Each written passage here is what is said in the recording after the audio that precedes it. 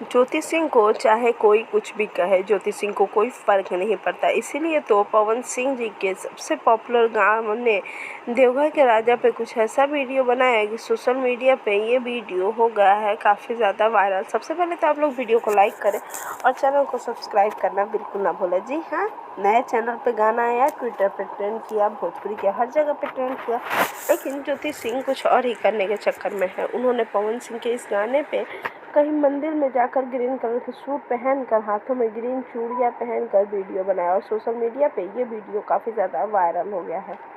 आप देख सकते हैं कि ज्योति सिंह पूजा करती हुई नज़र आ रही है। सोशल मीडिया पे एक-एक करके ये सारी वीडियो काफ़ी ज़्यादा वायरल हो रही है। तो आपको क्या लगता है, ज्योति सिंह ये चुनाव के लिए कर रही हैं या सचमुच पवन सिंह से प्यार करती हैं? अगर आपको लगता है कि ज्योति सिंह पवन सिंह से प्यार करती हैं तो उनके लिए कमेंट ज़रूर करें, वीडियो को लाइक और चैनल को सब्सक्राइब भी ज़रूर कर दें।